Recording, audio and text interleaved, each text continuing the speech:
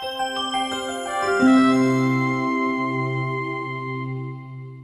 everyone and welcome to our last session on seating arrangements. So in this session we'll be looking at geometrical shapes other than a circle, and we would be doing the sitting arrangements other than line and circle format. So we would be making arrangements on a hexagon or a square or a rectangular arrangements. In this session I've taken one example each on hexagon, square and rectangle. So here is the first example for us, first problem set to be done. So we have 6 people: Aksar, Bashir, Chishti, Dullah, Ejaz and Faisal. They are sitting on the ground in an hexagonal shape. All the sides of the hexagon so formed are of the same length. Okay. So एक चीज आपको यहाँ पे ध्यान देनी है, आप यहाँ पे इनके नाम देखोगे, so they are in the perfect alphabetical order. So that means that saves me an effort जहाँ पे I am writing their entire names fully. Rather, all I can use A, B, C, D, E and F to denote their names. Now let's look at the data. So there are a hexagon has 6 sides and we have 6 people, so 1 person on each side. अब हम conditions देखते हैं, यहाँ पे हमारे पास क्या क्या condition दी हुई है. First condition is A is not adjacent to Bashir or Chishti. So if I note it down in the symbolic form, I can say A cross B. That's a symbolic notation for me to understand that A और B कभी साथ नहीं बैठेंगे. साथ ही A cross C, A और C भी कभी साथ में नहीं बैठ सकते. Second condition, D is not adjacent to Chishti or Ejaz. That means D is not sitting next to C as well as D is not sitting next to E. B and C, Bashir and Chishti, are adjacent to each other. So B and C will go together or on the adjacent sides of the hexagon. And Faizan is in middle of Dullah and Chishti. So F is between D and C in any order. It could be like this or it could be like this. So let's start the placement of these people around this hexagonal shape. So if I have placed B here and I am placing C here, so we can see F जो है वो C और D के बीच में आएगा. तो इस तरफ तो हमने B को ऑलरेडी ले लिया है, तो we can take F here and then we can take D here. Now D के adjacent C नहीं आ सकता, जो ऑलरेडी हम उसको दूर प्लेस कर चुके हैं. Another person who cannot come adjacent to D is E. Another person who cannot come adjacent to D is E. So I cannot place E here. The only place left for me where I can put E is actually next to B, leaving me with only one position where I can place A, and which is this. So if you look at the final arrangement now, we have satisfied all the conditions, that A is not next to B, A is not next to C, D is not a neighbor of C, D is not a neighbor of E as well, B and C are together, and F lies between D and C. Moving on to our next set. So here we have 8 members of a family, A, B, C, D, E, F, G and H, which are seated around a square table facing the center, 2 on each side. So we have 2 members on each side. Now in this question, as we can see the data, there is certain blood relation also among the members, among these 8 members. So it is advisable that we also construct the family tree for these 8 members alongside our placement around this square table. There are 2 married couples in the family. There are only 2 married couples.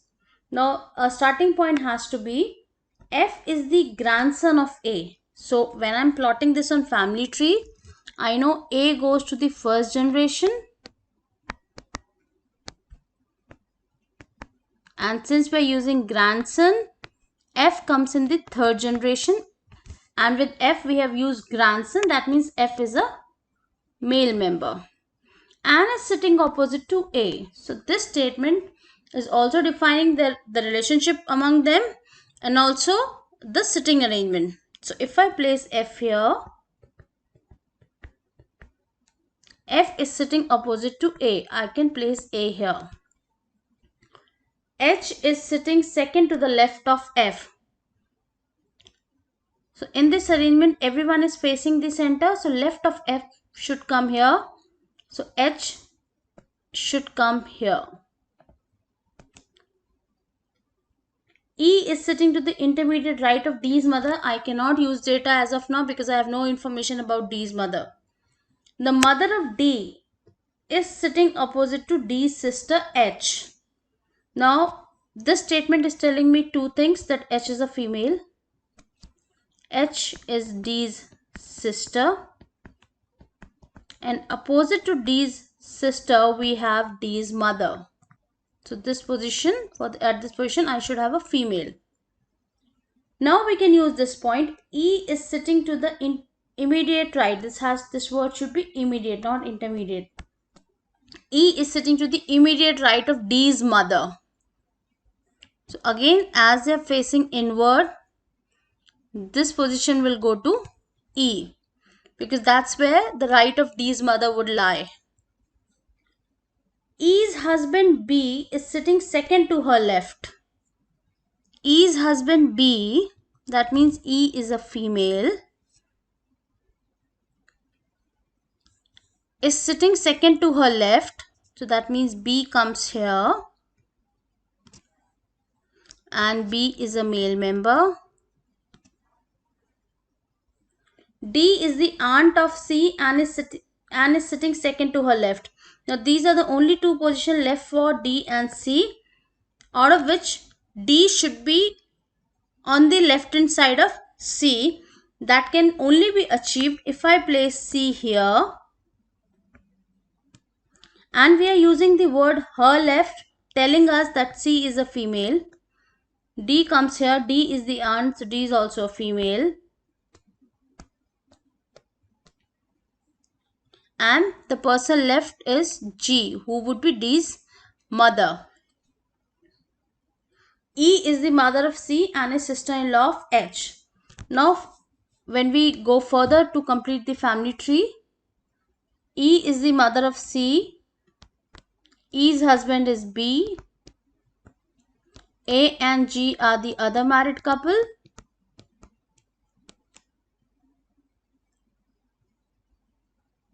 And since E is the sister-in-law of H, that means E is not a member of this family by birth. In fact, B would be the son of A and G, and he would have sisters D and H. Because we can see the word that E is the sister-in-law of H. So this is our sitting arrangement as well as the family tree associated with this question. So whenever you see that in any question there is, even when we do puzzles, anywhere if blood relations are involved, it is advisable that, as I've shared earlier also, that we construct the family tree alongside with whatever arrangement is given. As for, it could be a classification puzzle, it could be a sitting arrangement around which the persons of the or the members of the family have to be arranged. Both this process has to go simultaneously, and sometimes if we have the family tree ready, it helps us in the sitting arrangement, or vice versa. A couple of times we can get a sitting arrangement earlier than the family tree. Another question on square arrangement, and here no blood relations are involved. Players A, B, C, D, E, F, G, H are from two different teams, X and Y. 4 players each are seated around a square table, 2 on each side. So we have 2 people on each side. We'll quickly mark it. Now how they have divided in 2 teams, that demarcation has been done on the basis whether they are facing towards the center or whether they are facing away from the center. If you can see here, players from team X are facing towards the center, players from team Y are facing away from the center. So if I want to write it in a simpler way, X is like looking inward and Y is looking outward. Only one player of team X has both the neighbors from the team Y, while none of the players from team Y has both the neighbors from team X. Now, where we would be starting our arrangement, both the neighbors of A are from his own team, but we don't know what is which team A belongs to, X or Y. C and F belong to team Y and only E is sitting between them. So this is where I can start my question. C and F belong to team Y. So when I say they belong to team Y, that means they are looking outside the center. Only E is between them. Now when I combine this with this fact given that only one player of team X has both the neighbors from team Y, and for 1 second if we assume that E is that one particular person from team X who has both the neighbors from team Y, so this seems to go with the data. But can we say we have a clarity as to which position C and F will hold? No. Their positions are interchangeable. C could be towards the left of E or could be towards the right of E. There is no fixed data regarding their placement. Okay, moving further. Now, none of the players from team Y has both the neighbors from team X. This tells me that this person would also be from team Y, and even this person would also be from team Y. There we have 4 players from team Y. None of them has both the neighbors from team X. We have already taken C and F, the players of team Y, and they already have one player from team X as their one of their neighbors. That leaves us that these 3 persons would be from team X and facing inward. Now both the neighbors of A are from his own team. That means A can come here. If A comes in middle, this particular data is justified that both of his neighbors are from his own team.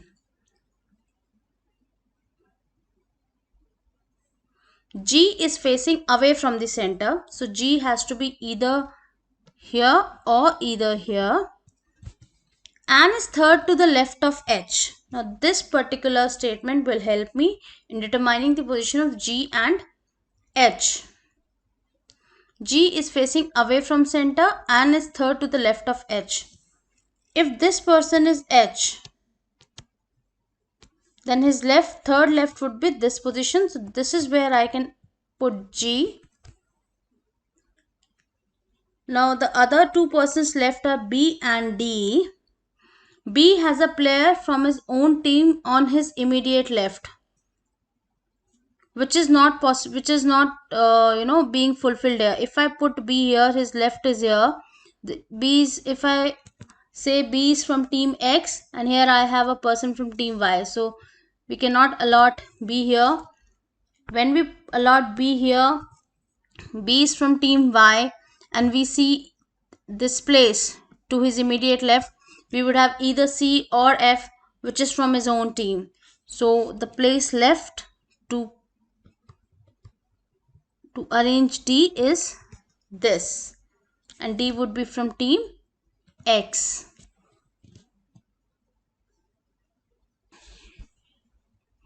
So again and again, whenever we have done questions on problem sets or problem sets where some people are looking outside or some people are facing inward, we have to take extra care as far as their left and right movement are concerned, because it becomes opposite for a person who's facing towards the center and facing away from the center. That is something you need to take great care of whenever you're solving any seating arrangement, specially यदि close shape arrangement हो तो यदि opposite में जो persons होंगे उनके left and right will differ, opposites के भी डिफर होंगे, as well as if someone is facing towards the center and also facing away from the center, the left and right would be exactly opposite.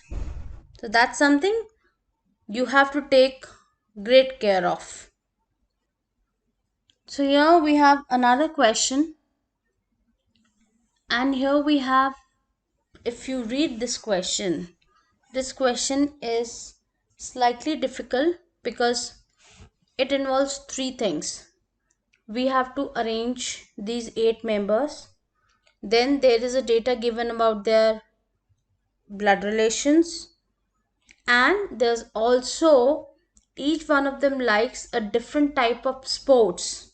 So there are 8 persons, 8 family relations, and 8 different sports, and we have to match all of this.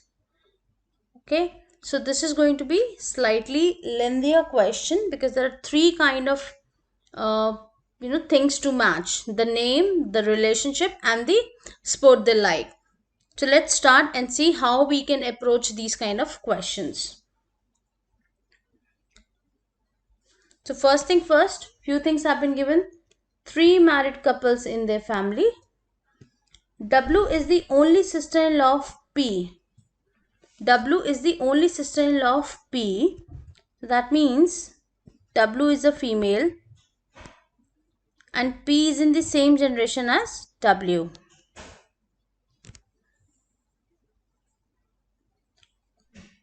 Whereas Q likes wrestling and is daughter-in-law of R.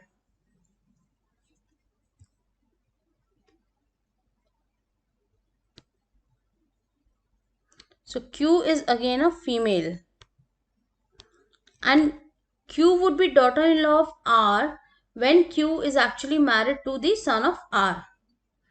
P is the father of U. So I know gender for P now.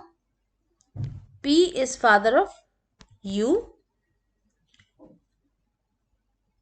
We'll focus right now more on making the family tree and then we'll work on the sitting arrangement.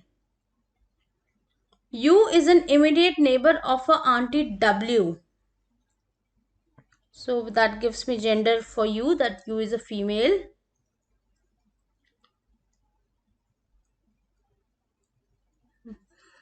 S is the mother of P and T. So S is the mother of P and T. So that means S would be in a generation above P and T.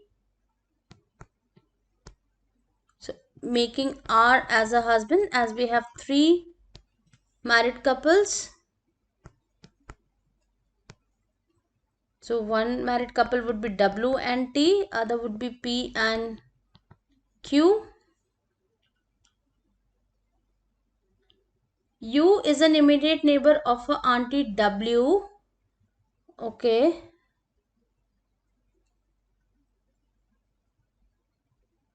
And there are 2 youngest member. And P is the father of U, uncle of V. That means V would be the kid of this couple. So we have kind of a family tree ready with us. And now we'll start with the arrangement.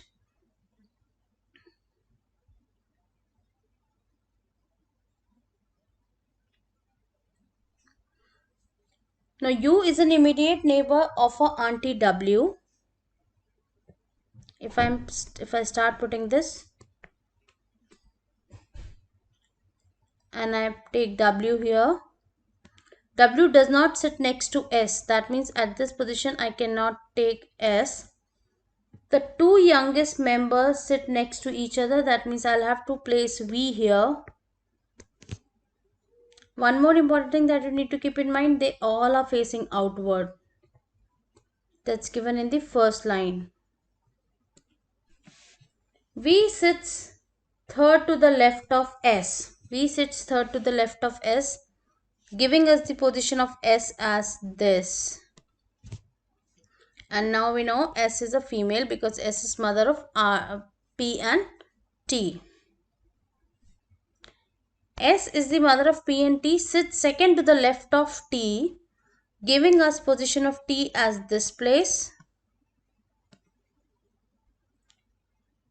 S's husband and son sit next to each other. That means this position and this position should be between R and P, because we have already allotted a place to her other son T, leaving only one possible place for Q.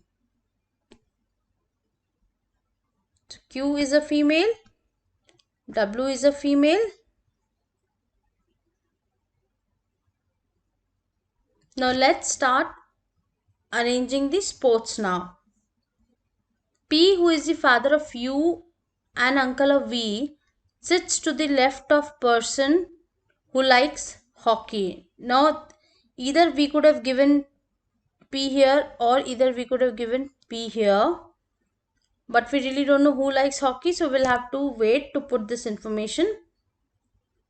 The one who likes wrestling sits between the person who likes badminton and tennis respectively.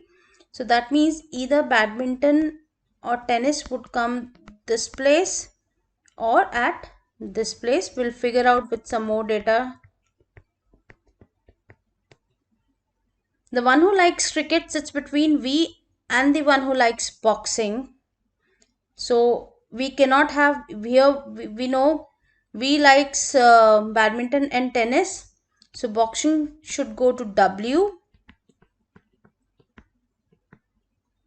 and cricket would go to U. V does not like basketball or badminton, consolidating that V likes tennis. That means the person at this place likes badminton. Now we know R does not like tennis or badminton, so I cannot place R here. So we'll place P here. So this position would be given to R.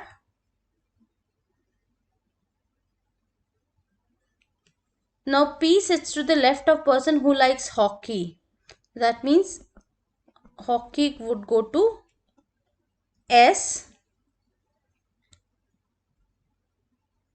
Football is not liked by V's father. V's father is actually T, so we cannot allot football to T. Football would then be allotted to R, leaving only one choice of game possible for T, and that is basketball.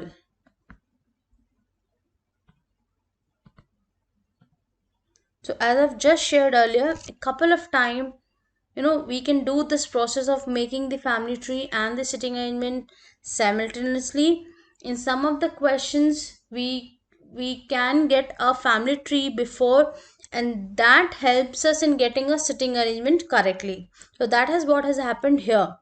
Here, if we would have gone straight to the sitting arrangement, we would have taken more time. So what we have done here, first we have figured out the family tree of these 8 people, their relationships in between them, and then we started the placement around the rectangular table. And then once the placement is done, most of the placement was done for majority of the people, and then we allotted the sports that have been given in this question to those persons. So these kind of sitting arrangements is something which would require a lot of practice, because this is only one question where we had 2 to 3 parameters. If you want to reduce your timing in the actual exams, you need to make sure that you're solving some 20-25 kind of problems on these kind, where you have 2 to 3 parameters in the same question. So the more you practice, the lesser your response time would be to that particular question, resulting in higher accuracy and better time management in an exam. And that is what the entire purpose of this program. So I hope now that we have done 4 to 5 sessions on seating arrangements, done various kinds of line arrangements in single row, in two row, with blood relation, with parameters.